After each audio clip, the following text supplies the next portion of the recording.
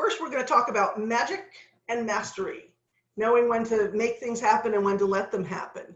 If you're all hustle, how many people, read that book, the 10X book, hustle, hustle, do 10 times more things, just throw it against the wall. And the books and the literature and the seminars and the webinars seem to be all hustle, or the opposite, which is meditation, serendipity, just manifest and do all of that. But we live in that circle in between those two, and we make decisions 100 times a day of whether to step on the gas or to step on the brake or just to coast.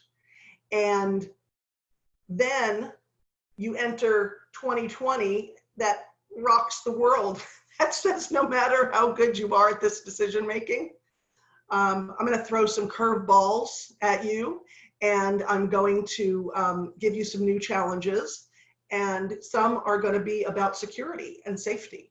And today I really want to focus on your goals and decision making and mindset in reference to the book, because the book is a memoir with a purpose. It has a lot, it's punctuated with stories of my life that have helped me manifest and that have really brought the best out in me and have given me the opportunity to share with other people, which is the greatest gift that I have, is the gift of storytelling and being able to connect.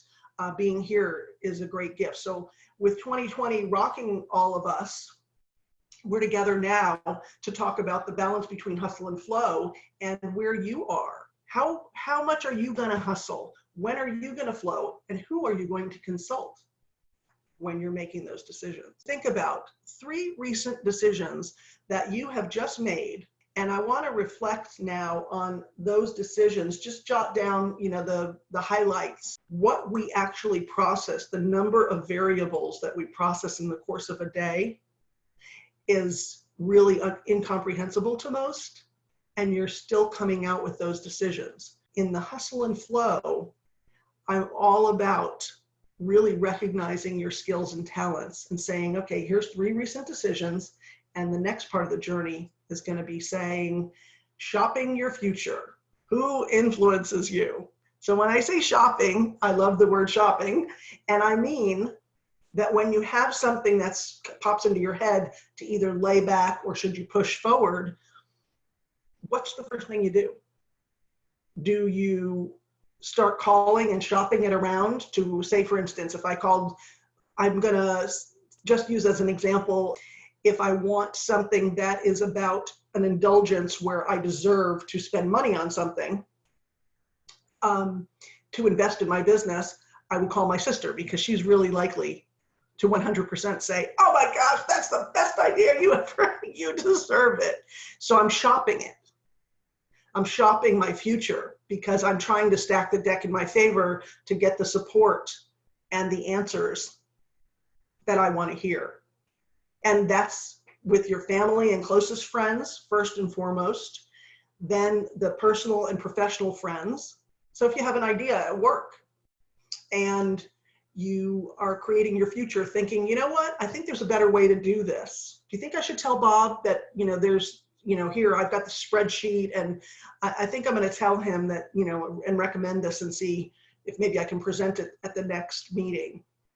Then you shop it to your coworkers. You have to know who your circle of influence is and how that's affecting your decision making, because they may or may not, even if they could be really good people, that may or may not be the person to tell you whether to push the gas or step on the brake.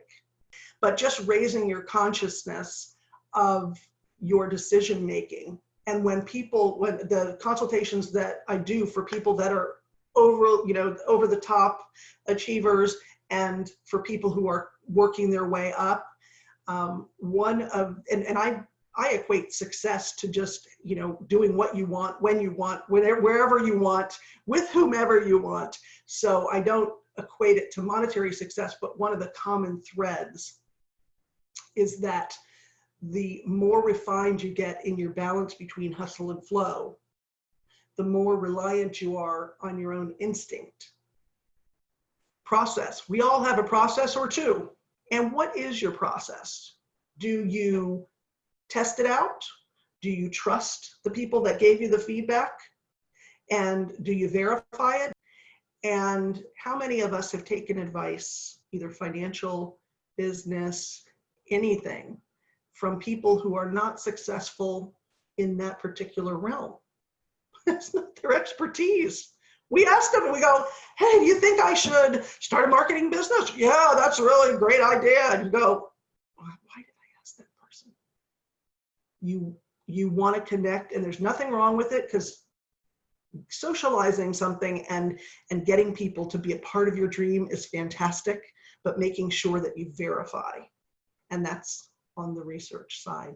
So we all have a process, and it's just an opportunity in the balance between hustle and flow. You have an opportunity to go introspective and to decide, how are you creating that process? And maybe what could you do one step differently to net some different results? Are you ready to step out there? Because I can tell you, I heard on LinkedIn today, Brendan Burchard, who is the Experts Academy, is a great trainer. And one of the things he said that resonated with me was, he said that right now, everybody is just coping. But when is it time to give ourselves permission for high performance? When is it time? It's time now. It's okay to be happy. It's always the question, do you go for it or wait for a sign? And what does go for it mean? Everybody has a sort of a hustle category, whether they're, a 10, and that means that you're going to call 20 people and you're going to really knock down the doors. But maybe hustle for you just means doing one more thing. And there's no right or wrong answer, but make sure that whatever your process is, that you have a balance between that. There's meaning in stories. The impact of being heard, you have the stories, but are you telling them? And when you're shopping your circles, are you telling them to the right people?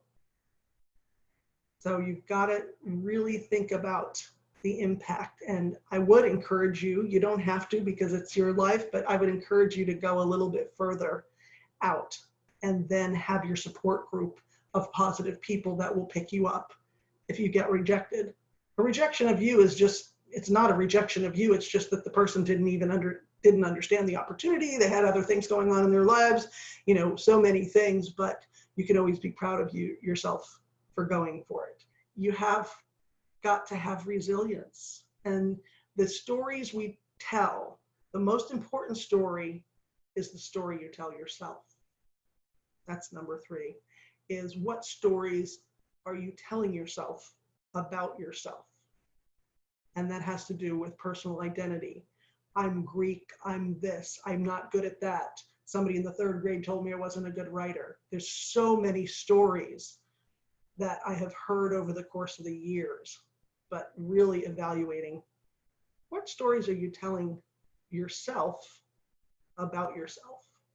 And are you willing to or desirous of changing that? Exciting. I get to write the narrative. And what are the results? Goals for exponential growth, because that's what people really want to know. So we have a mindset webinar here. We have the opportunity to get together and talk about what results. But the fact is, what are you going to measure it by? What is your metric that will tell you whether you're successful or not? And I use the term exponential growth because, to me, I've always been in sales. And I know some people think sales is like they don't ever want to be, I don't want to sell anybody, as if that's something terrible. It's more education. It's not really sales, because this concept of sales is when you are convincing somebody of something they don't want. And that's not sales. That's terrible. That feels bad for everybody. And then the person has buyer's remorse. But I'm talking about actually education and selling that which you believe in and that you're passionate about. So the exponential growth will be maybe on the personal growth sides. So the balance between hustle and flow will be to get you to evaluate those 3 decisions as just as an example, and then go through the process of shopping your circle of influence, and then saying, did you, trust, verify, and act, and then going to the next level of what stories are being told about it. Because most of the growth and the results are going to be determined by the stories that you tell, and that the stories that you tell yourself and that you tell others. And it's an art to be able to tell yourself a great story without feeling like you have you're conceited, or how do you tell your own story? Jessica and I have talked about and done some training on, and Michelle's done a great training on Instagram, and how do you tell your own story, and how do you promote yourself? When something great happens to you, it's easier when somebody else tells it about you. And when you get to that point where you can, in a really great way, be proud to tell your own story, it's going to give you the opportunity for exponential growth. And it's just determining what that means to you. Is the metric money, or is it freedom? And is it time? Is it, a certain particular location, whatever it is? So what's your goal for exponential growth?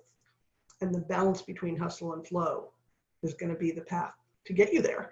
And of course, one of my favorites, which is part of everybody that's on here, would be, who are your accountability partners? And it sounds like a corporate term or something, buzzword, but really it's just a matter of sharing with somebody that I want you to help me to be accountable for something I'm going for. And it doesn't mean it has to be somebody in your industry. It could just be somebody completely unrelated. When people go to the gym, they get 5 times the results if they have a gym partner, accountability partner. Why don't we do that with our goals and the decisions that we've made to go for something, and just find somebody that's in the right circle that can be your accountability partner, and set a really specific and attainable goal to meet once a week, once every 2 weeks, until this happens. And formalizing accountability in your life will help that. And you're going to start to observe the actual balance between hustle and flow in somebody else. Now you're going to actually see, oh, I wonder why she didn't call him. Oh, call reluctance. Oh, I wonder why they didn't call. Why didn't they ask if they could speak at that? Why didn't they, submit an application for an award? Why didn't they nominate themselves? And you will learn from observing and also from doing on those times. And in the regard of the action plan and how you're going to get results, that's going to be up to you. But I challenge you, give yourself permission to go for high performance now, whether that means swimming 20 laps in your pool, or if it just means to make one more phone call for business, reach out to a strategic partner, or actually do something for other people in contribution, because contribution is a great way to get exponential growth. Magic happens when you do things for no particular reason for other people. And I hope all of you will take advantage of the link that will give you a chance to get the first chapter of the book, the intro, for free.